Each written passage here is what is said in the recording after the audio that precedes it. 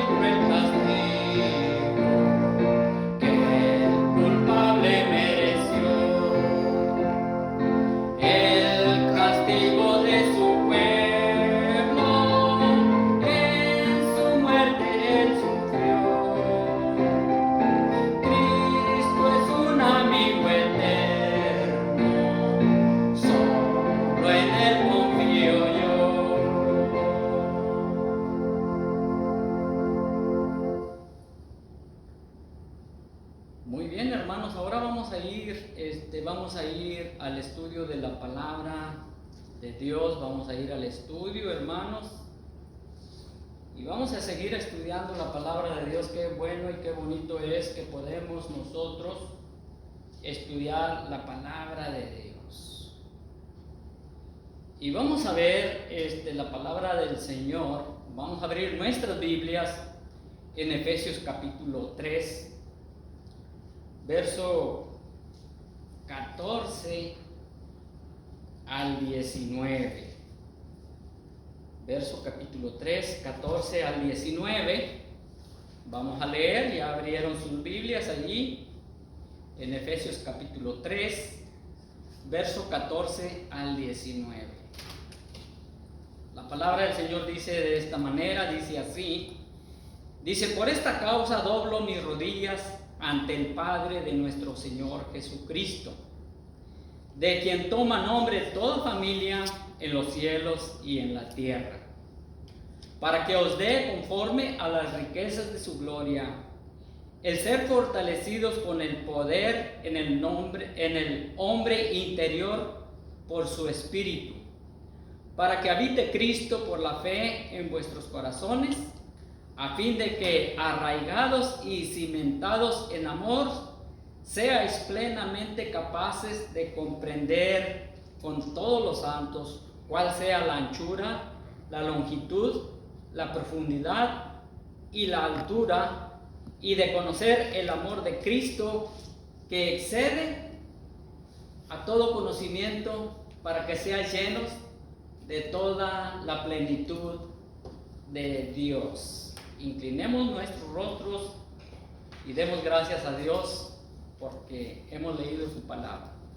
Una vez más, buen Padre y Señor Dios de los cielos, te damos las gracias, Señor, por permitirnos, Padre Dios, en este día venir, Padre Santo, a estudiar tu palabra, alimentarnos, Padre Dios, espiritualmente, Señor Dios. Gracias por ello, Señor. Yo te pido, Padre Santo, una bendición muy especial para todas tus iglesias, Señor, toda congregación, Señor, y toda aquella persona, Padre Dios, que en este momento está viendo este video, Señor Dios. En Cristo Jesús oramos y damos las gracias. Amén. Amén. Bien, vamos a ver, hermanos, la escritura de esta tarde. Podríamos titularla de esta manera: la gran oración por la iglesia y el creyente. La gran oración por la iglesia y el creyente. Hemos leído Efesios capítulo 3, verso 14 al 19. Y aquí vemos una de las cosas más sobresaltantes en el ministerio del apóstol Pablo. Y es la preocupación que tenía, hermanos. El apóstol Pablo es la preocupación que tenía por las iglesias. Y lo digo porque en 2 de Corintios 11, 28 dice: y además de otras cosas, lo que sobre mí se agolpa cada día, la preocupación por todas las iglesias. Ahí vemos, ¿verdad?, la preocupación que tenía Pablo por las iglesias. Y esa preocupación debe de ser, hermanos, para todo líder de cada iglesia, para todo pastor que predica la palabra del Señor, ¿sí? Para todo predicador, para todo diácono también, y para toda la persona que estudia la palabra de Dios. Y esa preocupación motivaba al apóstol Pablo a orar fervientemente a favor de las iglesias. Pero las oraciones de Pablo no estaban saturadas de generalizaciones, sino que eran específicas. Pablo oraba por cosas en particular. Cuando Pablo dice: por esta causa doblo rodilla, ¿a qué se refería? ¿A qué se refería? ¿Qué cosas tenía en mente Pablo? Pues vamos a ver qué es lo que dice la escritura. El apóstol Pablo dice de esta manera. Dice en el verso 14, dice así: por esta causa doblo mis rodillas ante el Padre de nuestro Señor Jesucristo. Fíjense nada más cómo dice el texto: por esta causa doblo rodillas. Yo no sé, hermanos, cada uno de nosotros tenemos diferentes situaciones, diferentes causas, se puede decir. Yo no sé si usted allá en su hogar dobla rodillas para que su esposo o su esposa sean alcanzados por Cristo Jesús. Yo no sé si la causa que usted dobla rodillas al orar ante la presencia de Dios es para que su hijo y su hija sean rescatados del pecado, sean rescatados de tantas esclavitudes que hay. Podría mencionar tantas esclavitudes que el ser humano está pasando, tantas cadenas que los encadenan, como los vicios, la idolatría y tantas cosas más. El apóstol Pablo, hermano, ¿por qué doblaba las rodillas ante la presencia de nuestro Señor Jesucristo? Si nosotros vemos, hermanos, el verso 16, dice ahí, el verso 16, Pablo oraba, hermanos, La primera petición del apóstol Pablo era que los creyentes fueran fortalecidos con el poder, para que os dé conforme a las riquezas de su gloria. Fíjense nada más lo que dice el verso 16. Para que os dé conforme a las riquezas de su gloria, el ser fortalecidos con el poder en el hombre interior por su espíritu. Fíjense nada más, ¿sí? Aquí vemos que el poder, hermanos, era por las fuerzas del espíritu. No es un fortalecimiento que el hombre produce de sí mismo, ¿sí? En primera de Timoteo, hermanos, la palabra de Dios dice en primera Timoteo capítulo 1, verso 12, Pablo dice: doy gracias al que me fortaleció, a Cristo Jesús nuestro Señor, porque me tuvo por fiel poniéndome en el ministerio.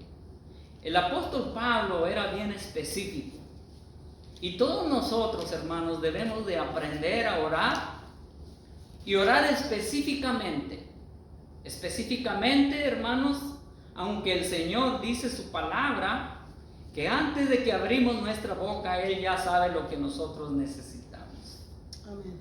Él sabe, ¿verdad? Pero Pablo era muy específico, y Pablo pues instruía a cada iglesia. Entonces nosotros, hermanos, debemos dar gracias al Señor por muchas maneras. Debemos de dar gracias a Dios porque nos ha fortalecido espiritualmente y físicamente.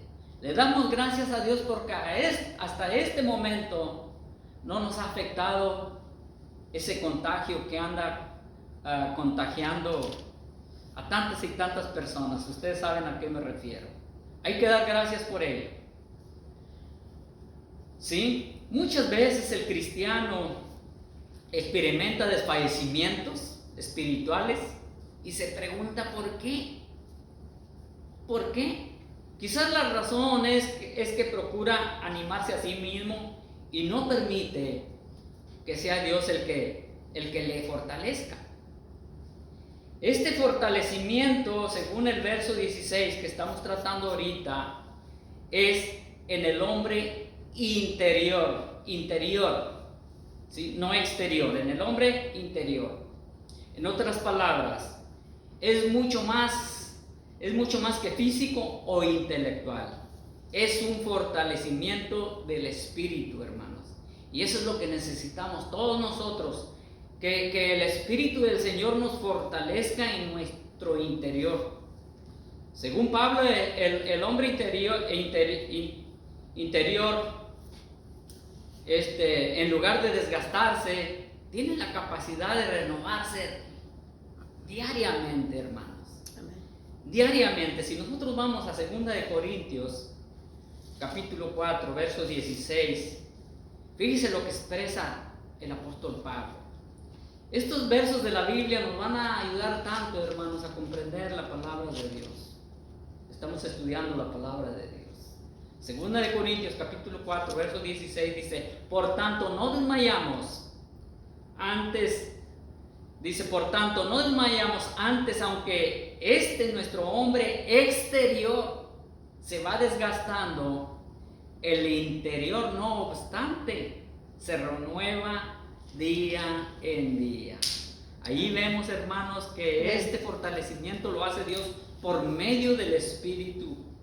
Ese fortalecimiento, así como el Espíritu pudo dar vida a los huesos secos que Ezequiel contempló en visión, así también le da nueva vida y fuerzas a los creyentes. No vamos a leer la escritura, pero de esto que estoy hablando es Ezequiel capítulo 37 del 1 al 10. No lo voy a leer. Ahora, hermanos, podemos ver tantos ejemplos de ese fortalecimiento. Otro ejemplo es cuando la iglesia primitiva se vio amenazada por las autoridades judías, oró al Señor, quien le concedió una visitación del Espíritu, y como resultado de esa visitación, los creyentes hablaban con denuedo la palabra de Dios. Eso lo encontramos en Hechos capítulo 4, verso 31. Y dice de esta manera: Cuando hubieron orado, el lugar en que estaban congregados tembló, y todos fueron llenos del Espíritu Santo y hablaban con denuedo la palabra de Dios. Fíjese nada más.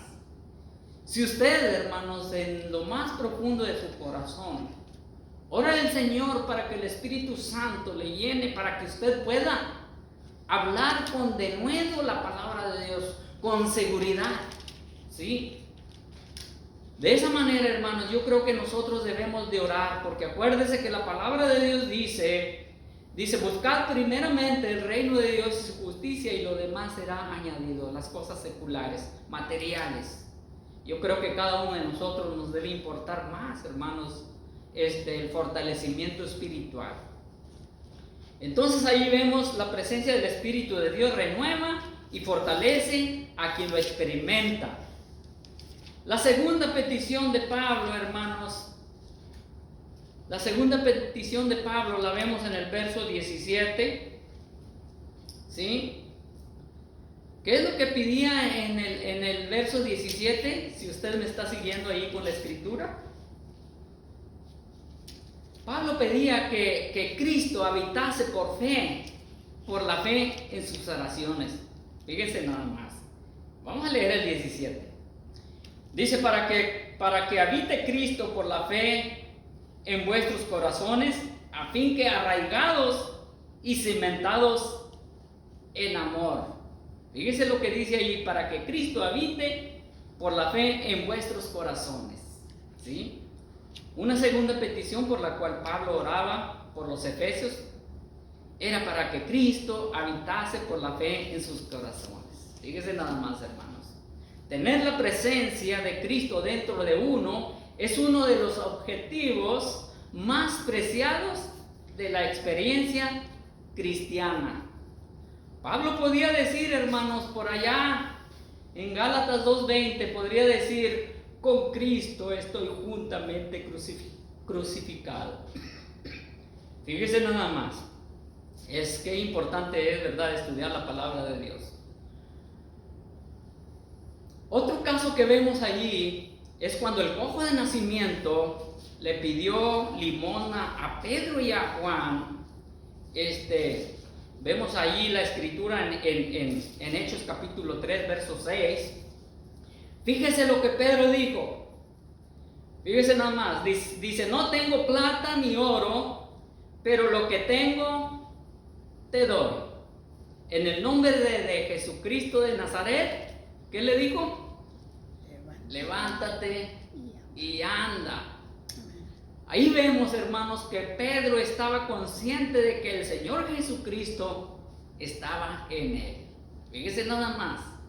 Fíjese nada más. Eso es lo más importante, de que usted y yo nos demos cuenta que Cristo Jesús está dentro de nosotros. La presencia de Cristo le habilitó para traer la bendición a aquel inválido. Fíjese nada más. Y así es como nosotros, hermanos, Dios nos va a habilitar a través del Espíritu Santo, la presencia de Cristo en nuestros corazones, para llevar bendición a aquella persona.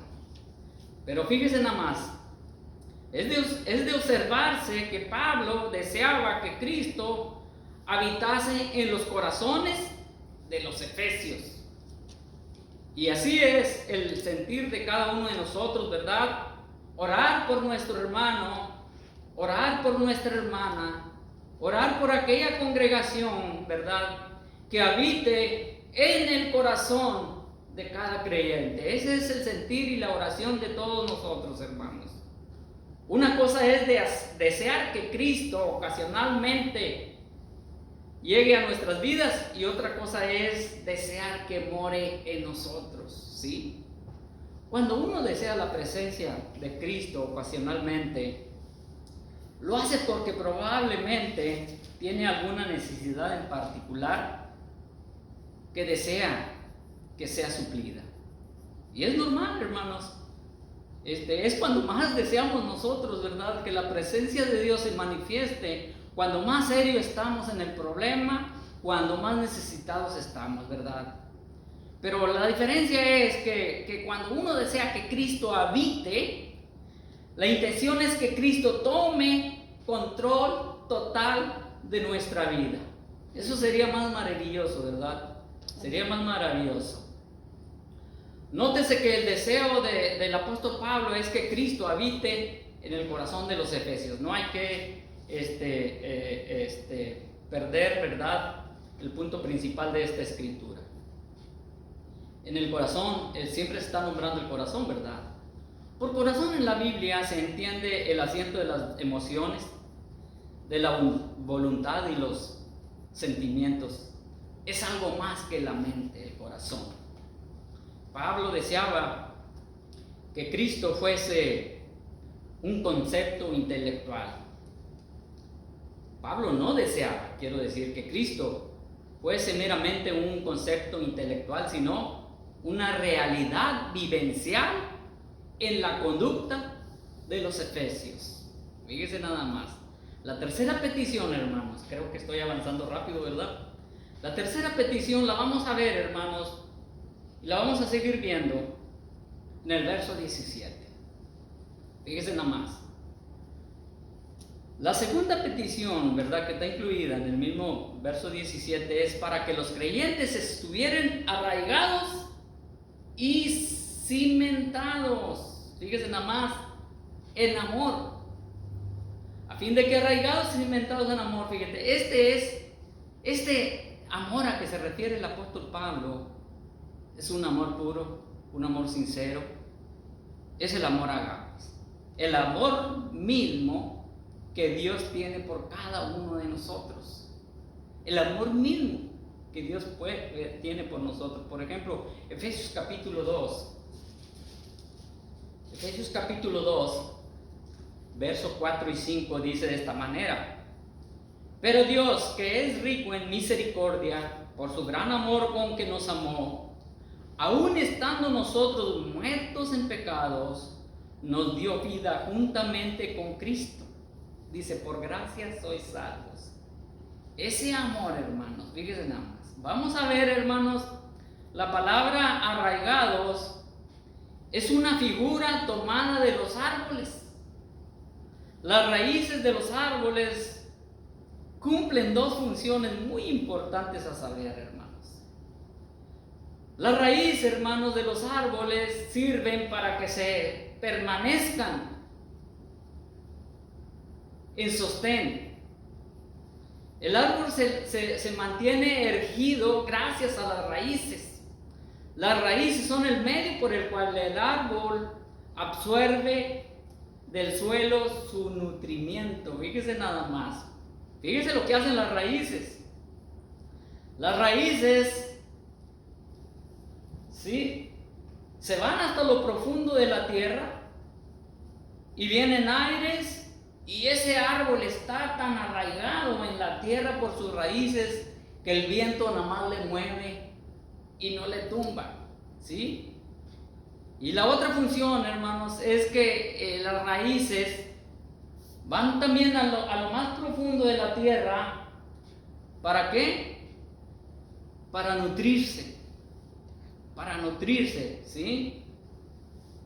Entonces, de igual manera, el cristiano también necesita poseer raíces espirituales. Amén. Que le mantengan de pie, amén, fuerte ante las adversidades y los problemas, principalmente en la lucha, ¿verdad? Amén. Nosotros tenemos luchas todos los días, entonces tenemos que estar bien enraizados con la palabra de Dios, para que no nos tumben esas adversidades y esos problemas, ¿sí? Amén. Entonces, al igual que los árboles, hermanos, también el cristiano necesita, al igual que las raíces de los árboles, uno también se tiene que enraizar en la palabra de Dios, ¿verdad? ¿Para qué? Para nutrirnos nuestra vida espiritual. Porque el alimento del creyente es la palabra de Dios, el alimento espiritual, eso lo sabemos. Así es, amén. También aquí vemos la palabra cimiento, ¿verdad? La palabra cimiento, la palabra cimientos tiene que ver con la base de un edificio, la base de un edificio. La base de un edificio tiene que ser sólida y maciza, bien maciza, Así es. para que así cuando edifique una área, después vaya poniendo piso tras piso para que esté firme, ¿verdad? La palabra cimentada tiene que ver con la base de un edificio, de acuerdo a la base. A la base es el edificio. Ningún edificio es superior a la base que lo sostiene. Fíjese nada más. Así también es la experiencia cristiana. Ninguna vida cristiana es superior que el fundamento que uno pone. Fíjese nada más. Ahora vamos a ver, hermanos, vamos a ver acerca del cimiento. Si ustedes recuerdan, la importancia de un buen cimiento la ilustró Cristo con el hombre prudente que edificó su casa sobre la roca, casa que resistió la tempestad. Así es. Recuerda la escritura, Mateo capítulo 7, verso 24 y 25. Fíjese lo que dice: cualquiera pues que me oye estas palabras y las hace. ¿Qué quiere decir las hace? Las pone por obra, no nomás las entiende. Dice: le compararé a un hombre prudente que edificó su casa sobre la roca. Fíjese nada más. Descendió lluvia y vinieron ríos y soplaron vientos y golpearon contra aquella casa y no cayó, porque estaba fundada sobre la roca. Fíjese nada más, porque estaba ¿qué dice? Fundada sobre la roca. La casa es nuestra vida. Amén. ¿En qué fundamento está nuestra casa? ¿Cómo estamos en relación ante la presencia de Cristo Jesús? Se me olvida, hermanos, que es un estudio. Ya quiero comenzar a predicar. Pero ahí vemos, ¿verdad?, que el cimiento del cual habla Pablo es el amor. Seguimos en el verso 17.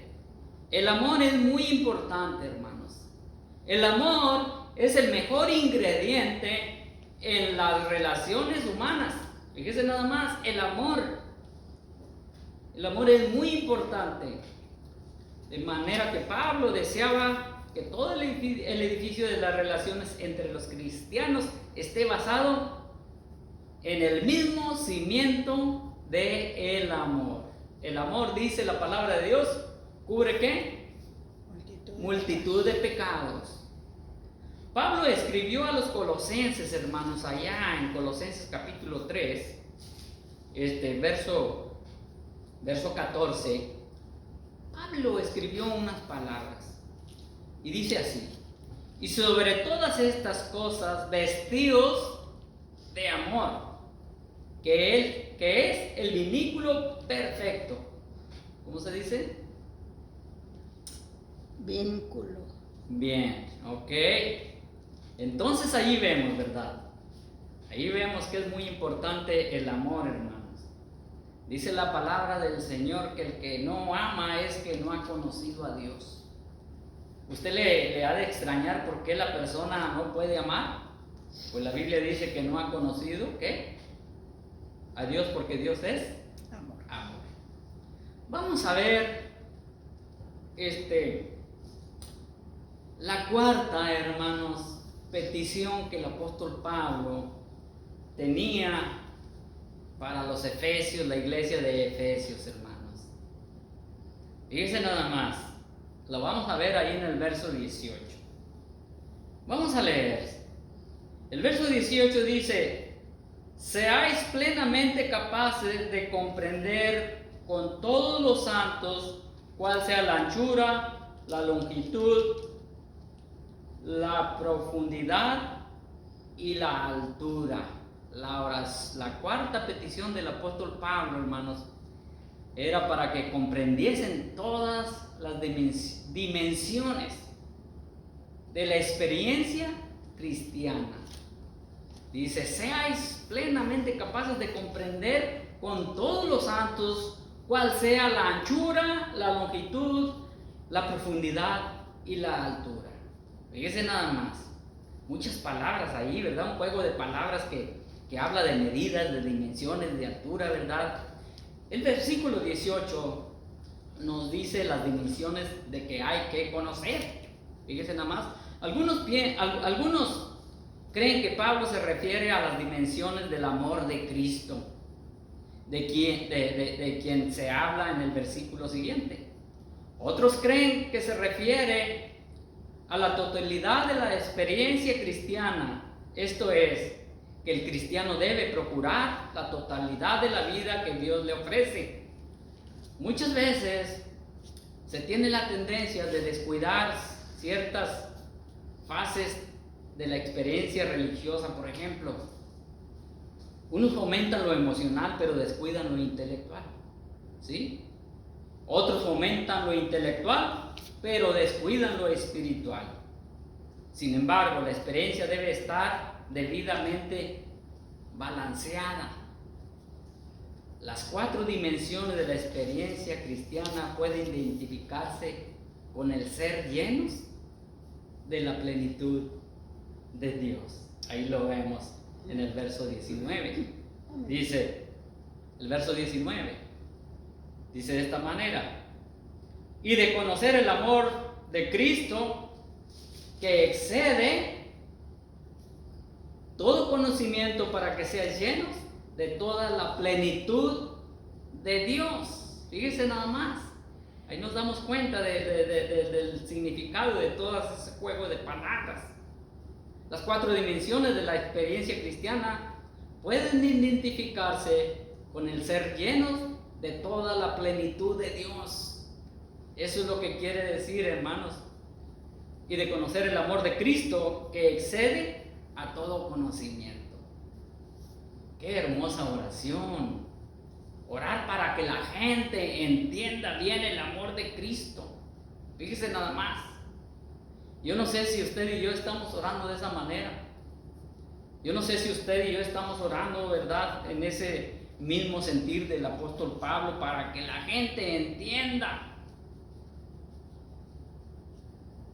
entienda bien el amor de Cristo Jesús, el Señor, hermanos. Pablo dijo lo siguiente acerca del amor de Cristo. Fíjense nada más, ¿qué es lo que dice Pablo en 2 de Corintios capítulo 8, verso 9? ¿Qué dice? Dice, porque ya conocéis la gracia.